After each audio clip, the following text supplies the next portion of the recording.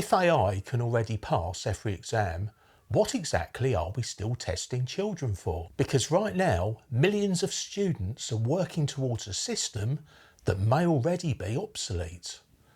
AI can now outperform students on most standardised tests, and we're still treating those tests as a measure of intelligence.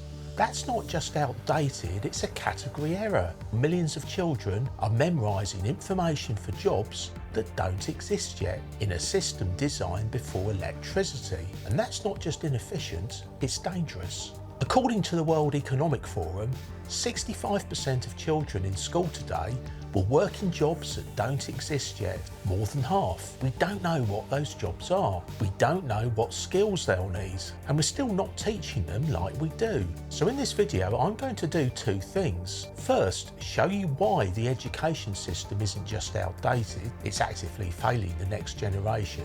And second, what a better system looks like. Because this isn't just about school, it's about identity. We've built a system where most of what you learn is designed to be forgotten. Quick test. What do you remember from school? Not vaguely. What do you actually use day to day, other than what you probably learnt before attending school, such as reading and writing? For most people, the answer is almost nothing, and there's a reason for that. In 1885, a psychologist called Hermann Ebbinghaus discovered something uncomfortable. Without reinforcement, you forgot about 70% of what you learn in a day, and up to 90% within a week. That finding has been replicated hundreds of times, and yet our entire education system still runs on this model. Think about what that means. We already know how the human brain learns and forgets, and we built an entire system that ignores both. School doesn't optimise for understanding, it optimises for performance. Memorise the content, pass a test, move on and forget it. Because for most of history, this actually made sense. We needed people who could follow instructions, repeat processes, retain information. But now we've built machines that do all of that better than we do. AI doesn't just assist with this, it replaces it faster, cheaper, more accurately every time. We didn't build AI to fit education. We built it to replace what education teaches. Before we go further, I want to establish something important. A better system is not a utopian fantasy. It already exists. Finland, less testing, more thinking, better outcomes, more humanity. I'll come back to Finland in detail later. For now, just hold that thought, this is possible. And this is where the system breaks, because every year employers are asked a simple question: what skills do you actually need? And what they say doesn't match what schools measure. Employers need critical thinking, complex problem solving, creativity, adaptability, emotional intelligence, the ability to communicate across disciplines and navigate genuine uncertainty. Now look at what standard education systems measure: retention of prescribed content, accurate recall under time pressure, the ability to apply known formulas to predictable problems. Those are not the same skills. In 2023, a survey by the Confederation of British Industry found that 61% of employers said school and university leavers lack the critical thinking skills needed for the modern workplace. A Harvard Business Review study found 75% of executives believed their teams lacked adequate strategic reasoning capabilities. We're producing graduates who can answer questions. What the world increasingly needs are people who can ask the right ones. We are training students for a world that no longer hires them. And here's where it gets more serious, because this stops being a system problem and starts becoming a human one. Young people can already feel this, even if they can't explain it yet. Across the world, motivation is dropping, ambition is dropping, engagement is dropping. In China, they call it lying flat. In the West, we call it quiet quitting. Different names, same signal. Surveys consistently show Generation Z, or Z if you live across the pond, report lower levels of life satisfaction, higher rates of anxiety, and depression, and crucially, a weaker sense that their efforts will be rewarded than any generation measured in the post-war era. This isn't laziness, it's a system mismatch. It's pattern recognition. Young people are looking at the system and realising something doesn't add up.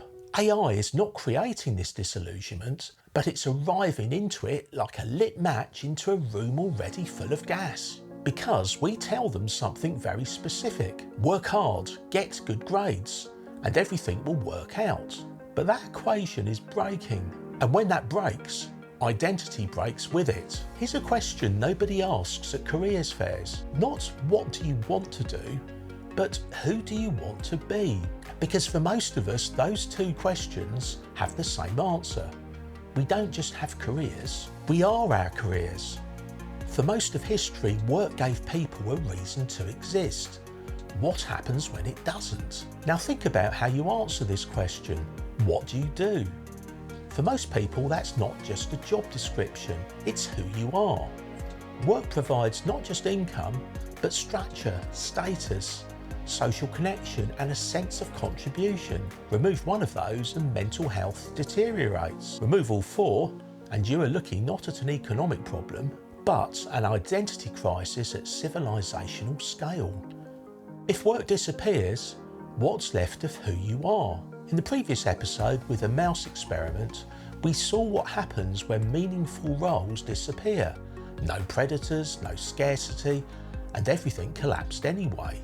The question is, are we building an education system that prepares young people to construct purpose independently, or one that assumes purpose will always be provided by the economy? Because that assumption is becoming dangerously unreliable. So here's the real question. If the system we built no longer works, what does a better one look like? Because the answer already exists. Finland we have already mentioned. But the detail matters. Finnish teachers spend less time in front of classrooms than their counterparts in most developed nations, and more time collaborating, planning, and developing their own thinking. The system trusts them as professionals.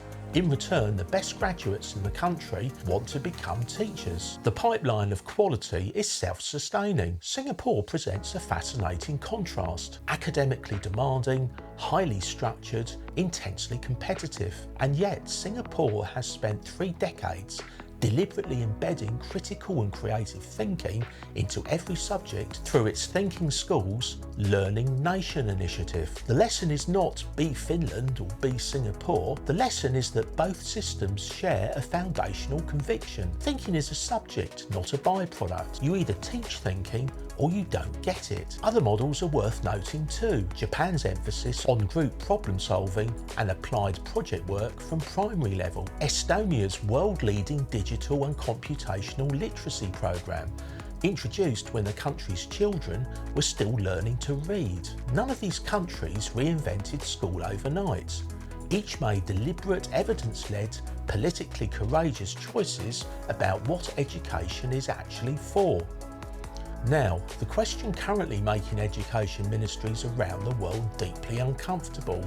Schools are trying to ban AI. Now that might be the worst possible response. I understand that instinct, but I think it's the wrong one. Banning AI doesn't protect education, it exposes its weaknesses. Banning AI from education is directly analogous to banning calculators in the 1970s. The educators who worried that students would lose the ability to do mental arithmetic were not wrong, but they were asking the wrong question. The question was never whether they could multiply without a machine, it was whether they understood what multiplication was for. AI used badly produces intellectual atrophy. A student who outsources every essay to a language model learns nothing except how to issue prompts. That's a genuine danger. The concern is legitimate, but AI used well is something else entirely. It can function as a Socratic interlocutor, challenging a student's argument, exposing weaknesses in their reasoning, asking a question they hadn't thought to ask.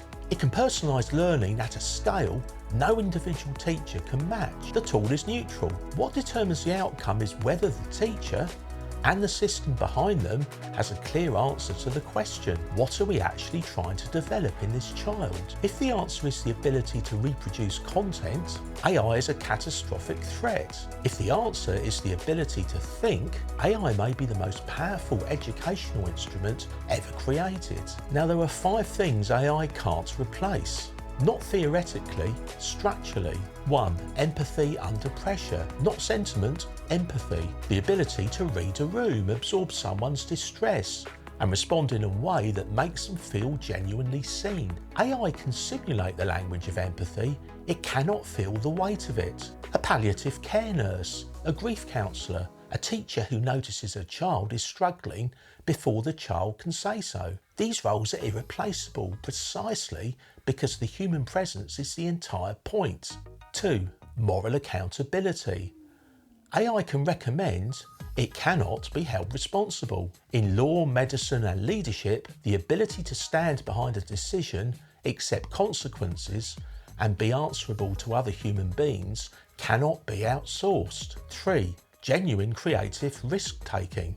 AI is extraordinarily good at producing competent, average, statistically likely creative work. What it cannot do is choose to be wrong in an interesting way, to deliberately break a convention with full awareness of what it's breaking. Human creativity at its sharpest is adversarial with the norm, for contextual wisdom, not knowledge, judgment, the ability to take decades of lived experience, failures, reversals, unexpected outcomes, and apply them to a novel situation that no dataset has ever seen. That is one of the least automatable things a human being possesses. 5. Metacognition. Thinking about thinking.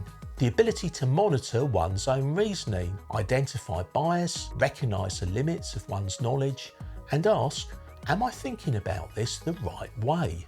That might be the most important skill of all, and we almost never teach it. So if you're a parent, what do you actually tell your child? Not the comforting version, the honest one, because the default path is no longer safe. You tell them this: don't optimise for a job title, optimise for capability. Specific job titles are fragile, capabilities are durable. Curiosity, critical thinking, the ability to communicate complex ideas across disciplines, emotional intelligence under pressure. Jobs change, capabilities don't. And more importantly, separate purpose from career, because for the first time in history, those two things might not be the same. And if we don't prepare them for that, we're not preparing them at all. Young people are not naive. They can already sense that the world they were promised, it's not the world they are inheriting. The worst thing we can do is maintain the fiction that if they just work hard and follow the path, it will all be fine. It might not be fine. What they need is not false reassurance, it's the tools to navigate uncertainty with their identity intact. So what would actually change this? Not theory, but what works in real systems. Here are 3 concrete evidence-based proposals, not utopian wish lists. Change is already being piloted somewhere in the world right now. Proposal 1. Philosophy from age 8 is a structured pedagogical approach trialled in schools across the UK, USA, Australia and Scandinavia. Studies consistently show that children who receive P4C instruction demonstrate measurable improvements in reading, comprehension, mathematical reasoning and emotional self-regulation. It costs almost nothing to implement. It requires only a trained teacher and the willingness to let children ask questions that do not have easy answers. It should be core curriculum globally. Proposal 2. Project-based learning as standard. Project-based learning, where students tackle real, complex, open-ended problems over extended periods, consistently produces better retention, deeper understanding and stronger transferable skills than conventional instruction.